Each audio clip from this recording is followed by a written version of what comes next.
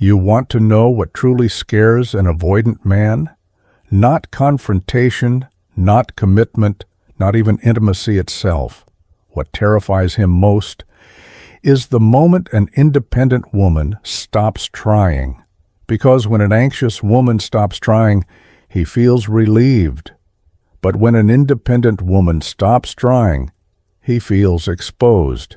Independence is the one thing he admired in you without fully understanding why.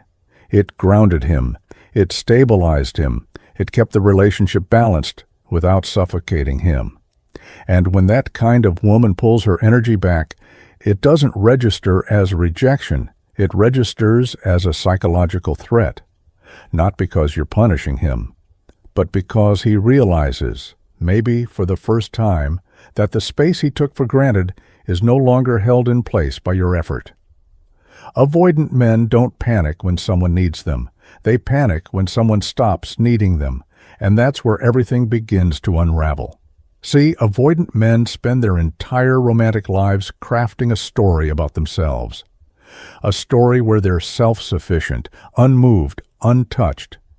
It's a persona that protects them from their deepest fear, that someone could matter enough to destabilize them. But when an independent woman stops trying, that story breaks, and he suddenly becomes aware of shadows he spent his whole life avoiding.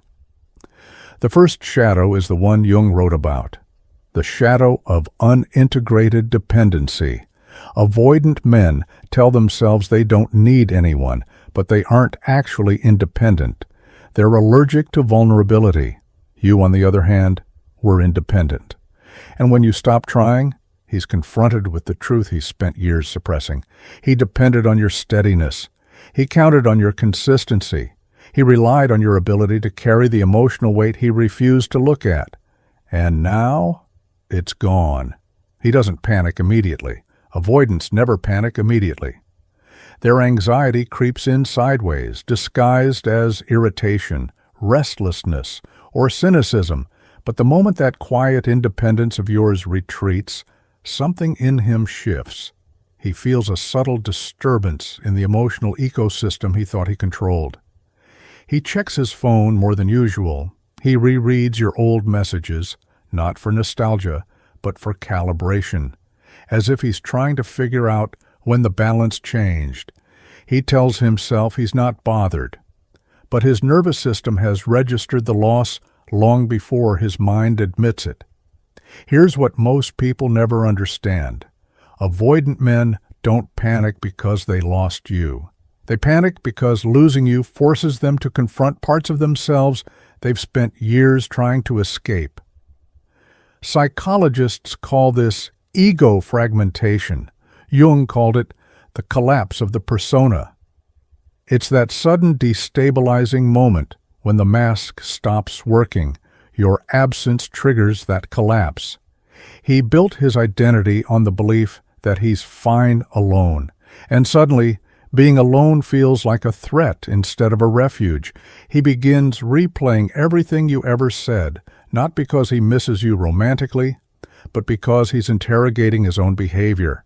Avoidants don't self-reflect unless it's forced on them, and you withdrawing your effort is exactly that kind of force. He starts recognizing the micro moments where you carried the relationship, the times you initiated connection, the emotional labor you performed without acknowledgement, the empathy you offered when he shut down, the stability you provided when he pulled away. He begins to see the architecture of your care, work he never appreciated because he never allowed himself to feel dependent on it. But the subconscious always keeps score, and now he feels the collapse. Avoidant panic isn't loud. It's not dramatic. It's not a sudden outburst. It's quiet, swallowing, suffocating. It's the psychological equivalent of hearing a door close and realizing it was the only exit. Then comes the second stage, projection. When avoidant men feel threatened, they don't look inward, they look outward. Instead of asking, "Why did she stop trying?" they distort the story to protect their ego. She's acting different. She must want something. She's being distant on purpose. She's trying to manipulate me. None of this is true, of course, but projection is easier than self-awareness. Still, even while projecting, he feels the shift. And underneath the denial is something even more destabilizing: curiosity. Avoidants hate not understanding something. And your silence, your calm distance, your lack of emotional pursuit, it's confusing. It interrupts the pattern he's used to. And in relationships, avoidants depend on patterns, not people. Without the pattern, he's disoriented. Jung would call this the activation of the inferior function, the part of the psyche that has been suppressed because it threatens the ego. For avoidant men, that inferior function is emotional intimacy. Your absence activates his need for closeness, and that need is the very thing that terrifies him. This is when the real panic begins. He starts to imagine you moving on, not in a dramatic way, but in a subtle, deeply threatening way. He imagines you no longer thinking about him, no longer valuing him, no longer seeing him as someone worth showing up for. That's the fear that breaks him. Avoidant men don't fear abandonment. They fear irrelevance. And your independence makes that fear feel real. He didn't expect you to disappear emotionally. Independent women don't vanish. They don't crumble. They don't chase. They simply stop participating. And that kind of ending feels like a psychological death to him. What really makes him panic is that your withdrawal isn't emotional manipulation. It's self-preservation. It's clarity. It's maturity. Traits he respects but rarely possesses. And in that quiet space where your effort used to exist, he starts to feel something he thought he was immune to: regret. Regret is an avoidant man's kryptonite. It forces him to see the consequences of his behavior. But more importantly, it forces him to see your value. Not the fantasy he projected onto you, not the fear you triggered in him, but your actual value, your emotional consistency, your independence, your stability, your kindness without desperation, your presence without pressure. That's when he realizes something he will never articulate out loud. You were the safest connection he ever had, and he destroyed it. Avoidant men don't panic because they lost love. They panic because they lost someone who didn't need them, but chose them anyway. Someone who wasn't trying to control them. Someone who wasn't trying to fix them. Someone who wasn't asking for anything unrealistic. Someone who simply wanted a healthy connection, and could have given it if he hadn't pushed it away.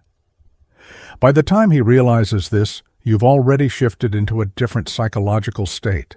You've moved from effort to observation, from investment to neutrality, from hope to acceptance. The irony? That's the very version of you he feared most. Not the loving one, not the emotional one, not the expressive one, but the self-contained one, the one who no longer needs his presence to stabilize her inner world. And that's the twist avoidant men never see coming. He thought pushing you away would keep him safe. He never expected it would make him the insecure one, the uncertain one, the one who waits, the one who wonders, the one who replays the story in his head at 2 a.m., trying to figure out the exact moment he lost something he never fully understood. Avoidants panic when independent women stop trying because, deep down, they know this truth. You didn't stop because you were weak. You stopped because you were finally strong enough to see that his fear has nothing to do with your worth. And once an independent woman sees that clearly, there's no chase left in her, not because she's done loving him, but because she's done betraying herself. And that is the one thing an avoidant man cannot emotionally outrun. The moment he realizes that you didn't abandon him, he abandoned himself, and you simply stepped out of the way.